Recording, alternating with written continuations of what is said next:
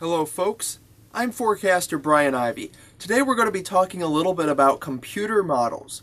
There's something we rely on heavily for guidance when forecasting any kind of weather. If that's a high pressure area where it's sunny, or if that's a low pressure thunderstorm complex, or also a winter storm. Now this past week we did not do too well with a winter storm that went through the area and dumped up to almost a foot of snow in central and portions of southern Ohio. Most of northeastern Ohio saw next to nothing. Why did that happen, and why was our forecast changing from day to day over this event? Well, it has a lot to do with computer weather models that change their mind as much as some of us humans do. This is the North American short-range computer forecasting model dating all the way back to last week, about Thursday. This is showing the storm system arriving Tuesday night into Wednesday. This is when it arrived here into portions of Ohio. But look at how far south it is. Florida, the Carolinas, so 500 to 1,000 miles south of where it actually was. So that's not going to give us very good guidance as far as a forecast being that far away, even though it was almost a week out. Now let's fast forward to Friday. It brings the system way up to the north. It has this portion of the system in the mid-Atlantic with some heavy precipitation. That did end up happening. And then look at this. The darker greens here are your heavy precipitation. You don't have to worry about all the lines. They're thickness lines. These are pressure lines. Lines of equal pressure known as isobars. But if you just look at the precipitation, the darker greens, any blues, that's more heavy precipitation. This is heavy snow. Heavy snow, folks, over northwestern Ohio, north central Ohio on this computer model Friday, verifying Tuesday night into early Wednesday morning. So this would make us put snow in the forecast, or at least suggest that there should be snow. Now let's go ahead to Sunday, just a couple days before this event, and folks, we have a path of very heavy snow shown on this computer model that's fully in range here. This would be suggesting a general 5, maybe 8 inches of snow with isolated amounts up to 10 right here in northeastern Ohio, just 2 days before the event arrived. So that made us put in at least a 3 to 6 inch chance generally over the whole area, because these computer models started to sway in the area that they were suggesting heavy snow right here in northeastern Ohio.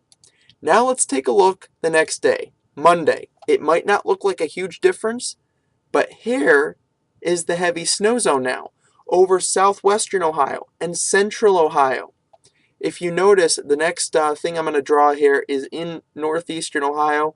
There is white. That means no precipitation whatsoever. So even though that might have been only a 100-mile shift, it was within a 24-hour period and totally helped to change our forecast. So we went from a 3 to 6 inch general forecast in northeastern Ohio to just in the southern portion of the area. Let me show you a couple more computer models here at the green screen.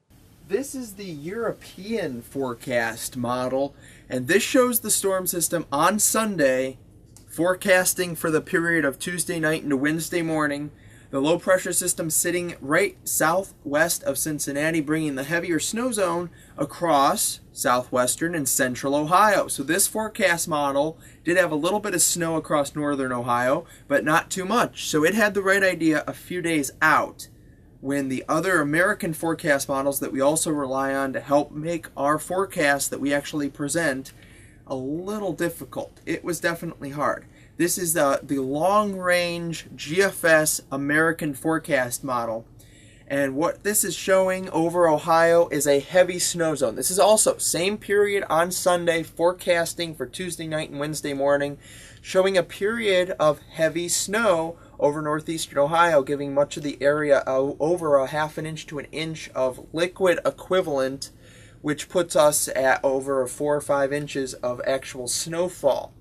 This would be how much snowfall is falling just on another run that same day of the GFS American model.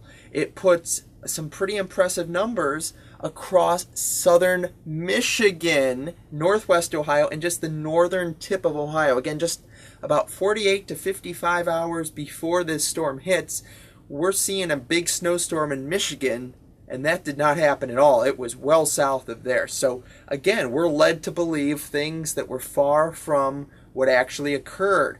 This is another run, again, during the Sunday into early Monday time period, showing this forecast here.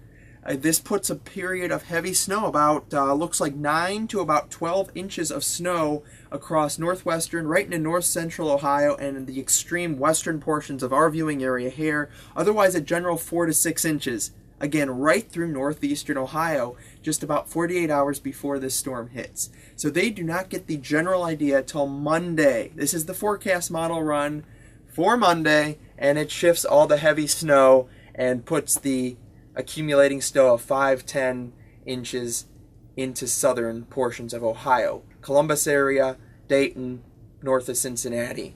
And that's what actually happened. So the European model was the closest, a few days out, but all the other models went from way down to the south all the way up into Michigan just days before this storm.